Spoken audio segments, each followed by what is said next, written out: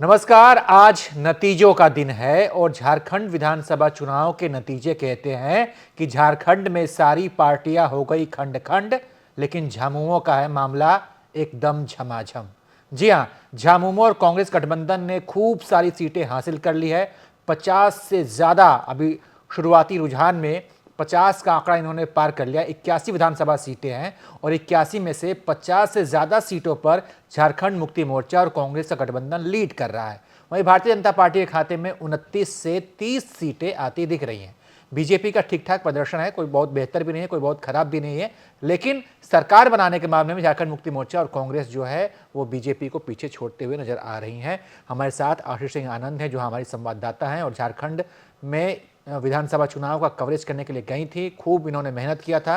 तो आज इनसे हम इसी मुद्दे पे बातचीत करेंगे। जब ये वहाँ पे कवरेज कर रही थी तो इन्हें उस समय जो देखने को मिला और आज जब परिणाम आए, तो क्या आशी आप इस बात के अनुमान लगा पाई थी कि यहाँ पर जो है जेएमएम और कांग्रेस जो है वो जीतेगी? अनुमान दिखा था आपको कुछ जब आप कवरेज पर थे? अनुमान तो नहीं, लेकिन हाँ, जैसे मैं शुरुआत से कह रही थी कि झारखंड में टक्कर जो होगी इस बार वो बहुत ही ज्यादा कांटे की, neck to neck cut throat competition है इस बार।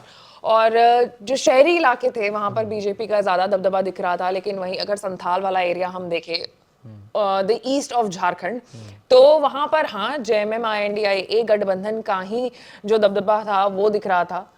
तो मुझे इतना तो समझ में आ गया था कि पार्टी चाहे कोई भी गठबंधन जीते, जो मार्जिन होगा जीत का, जो सीटें होंगी वो बहुत ही ज्यादा कम होने वाली है। और इस वक्त हम देख भी वैसा ही सकते हैं कि लास्ट मैंने नहीं, जब बाजी देखा तो था। ज्यादा है। मैं यही जानना चाहता हूँ कि आपने अनुमान लगाया कि कांटे की टक्कर होने वाली है, लेकिन शुरुआती रुझान में तो नहीं बहुत बड़ी नहीं लीड बना ली है झारखंड मुक्ति नहीं मोर्चा नहीं और नहीं नहीं कांग्रेस नहीं, ने। अभी ये कहना बहुत मतलब सही नहीं होगा। आगे अगर हम और जाएंगे तो मुझे लगता है कि ज्यादा सीटों का फर्क नहीं होगा दोनों ही गठबंधनों में। भले जेएमएम सरकार बना रही है वहां पर, लेकिन बीजेपी का भी जो प्रदर्शन है मुझे लगता है कि अच्छा ही कहा जा सकता है। अब देखिए, झारखंड जो ऐसा स्टेट है वहां पर वहां के जो मुद्दे हैं, पूरे राष्ट्र में जो मुद्दे चल रहे हैं उनसे थोड़ा अलग उनका वहां का मुद्दा चल रहा होता है। और ऐसे में उन मुद्दों में बीजेपी को अंदर आना, वहां के लोगों को, वहां के जो गांव के जो ट्राइबल लोग हैं, आदिवासी हैं, उनको अपने फायदों से रिझाना, ये एक मतलब टफ चैलेंज जिसको कहा जा सकता है वो है वहां पर एनडीए के लिए, बीजेपी के लिए। दोपहर के करीब 1 बज रहे हो, हम इस मुद्दे पर चर्चा कर रहे हैं। हो सकता है कि आने वाले कुछ घंटे में कुछ तस्वीरें बदल जाए, लेकिन अब लगभग ये फाइनल है कि वहाँ पर झारखंड मुक्ति मोर्चा सरकार बनाती दिख रही है। आशी, एक भारतीय जनता पार्टी का नारा है कि बटोगे तो कटोगे, और ये नारा हर जगह चला, महाराष्ट्र में चला, झारखंड में चला, उपचुनाव हुए उसमें चला, लेकिन झारखंड में क्या ये नारा काम नहीं किया? मुझे लगता है कि हाँ, काम नहीं किया, क्योंकि कुछ एक एरियाज थे जहां पर मैं गई थी और मैंने भी लोगों से यही सवाल पूछा था, क्योंकि उस वक्त पूरे देश में ही इस नारे को बहुत ही ज्यादा तेजी से वायरल किया जा रहा था। हर स्टार प्रचारक, हर नेता, हर मंत्री, हर विधायक जो है उसके मुंह पर ये जो कटेंगे तो बटेंगे, एक रहेंगे तो सेफ रहेंगे का जो नारा है वो एकदम मुंह पर उनके बैठा हुआ था। तो मैं जिन इलाकों में गई जहां पर ज्यादा जो पॉपुलेशन है वो मुसलमानों का है, वहां पे मैंने जाकर के जब उनसे पूछा कि आप इस नारे के बारे में क्या सोचते हो, तो उनका जो रिएक्शन था वो काफी ज्यादा कोल्ड रिएक्शन था। They were not happy with this slogan. उनका यही सवाल था कि एक नारे से मतलब बताया क्या जा सकता है, किसको काटा जा रहा है, किसको बांटा जा रहा है, किसको एक साथ सेफ रहने के लिए कहा जा रहा है। और मतलब ये नारा तब तक भी ठीक था जब तक वहां के जो लोकल नेता हैं, लोकल विधायक हैं वो कह रहे थे। लेकिन जिस दिन वहां पर योगी जी, मोदी जी, अमित शाह जैसे लेवल के बड़े बड़े जो लीडर्स हैं, उन्होंने जाकर के जब झारखंड में इन स्लोगन्स को पब्लिकली प्रीच किया, तब वहां के जो लोकल वोटर्स हैं, मुसलमान वोटर्स हैं, उनमें थोड़ा कहीं ना कहीं फूट मैंने देखा कि वो इससे बहुत ही ज्यादा नाखुश थे। उन्होंने कहा कि हमें इस नारे से बहुत ज्यादा एक्सटीरियर फील कराया जा रहा है, जबकि इस नारे को अगर देखा जाए तो इस नारे का इस चुनाव से कोई लेना देना नहीं था।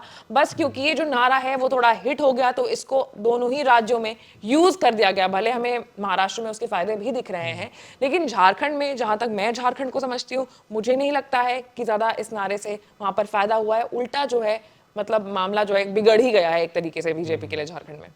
आपको बता दें कि आशीष सिंह आनंद जो है वो झारखंड के ही रहने वाले हैं। हालांकि शादी के बाद अब ये बिहार में शिफ्ट हो गई हैं, लेकिन झारखंड जो है इनका पैतृक कहा जाए तो वहाँ पे ये लोग रहते हैं, इनका पूरा परिवार वहीं रहता है और चुनाव कवरेज भी वहाँ पे करने गई थी। आशीष, ये बताइए, वहाँ पे हेमंत सोरेन ने ऐसा क्या कार्य किया, ऐसा कौन से ऐसे काम किए हैं कि इस बार भी उनके लिए एकदम विन विन सिचुएशन आ गई? इसके लिए ना एक हमें चार्ट बनाने पड़ेंगे।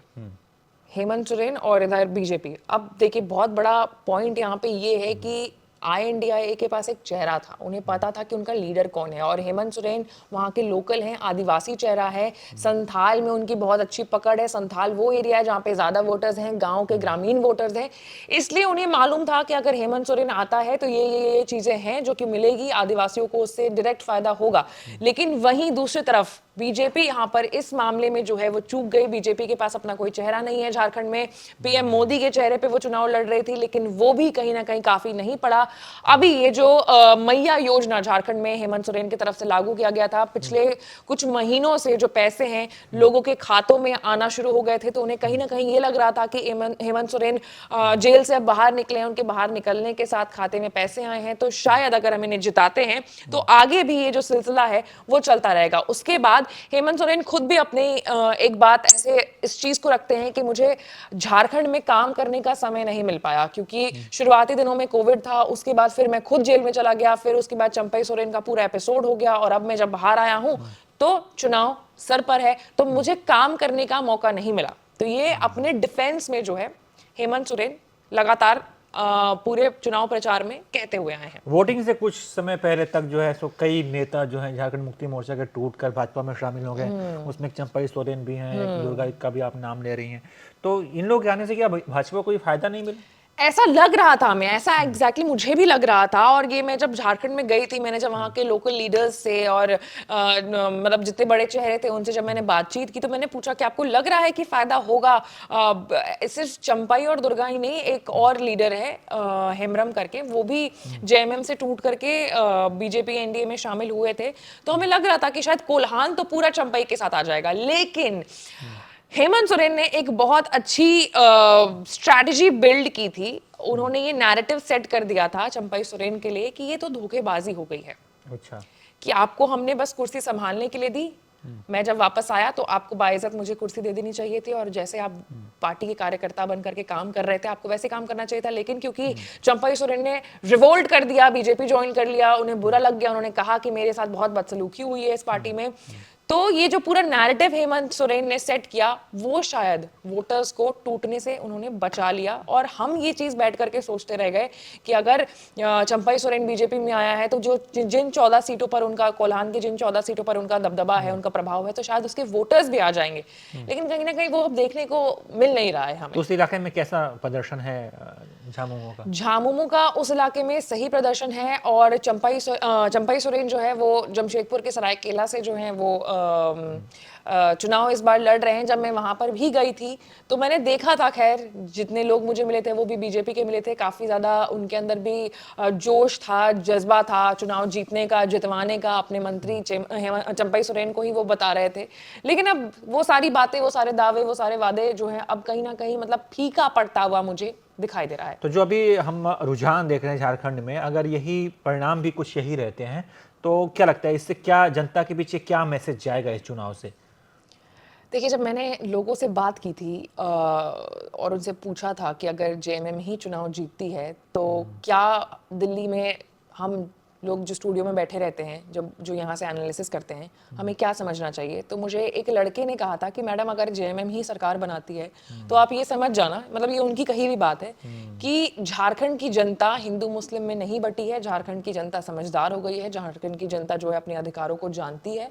ये सारी बातें मुझे उस नौजवान लड़के ने कही थी जब मैंने उसे सेम सवाल पूछा था। तो मुझे मतलब I would want to believe that man.